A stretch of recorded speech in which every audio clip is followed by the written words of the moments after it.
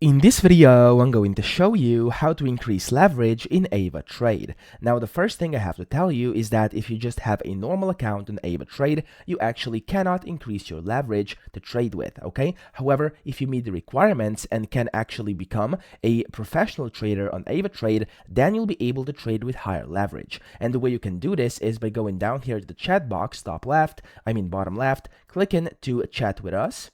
And then here you just want to type in, I'd like to increase leverage. After that, it's going to tell you the default leverage to what it's set to for different things over here. And then down at the bottom, it says you can check if you apply or are eligible to apply for a professional trader account with higher leverage. So click on this button over here. It's going to tell you inside their support page how to actually become an Ava professional trader.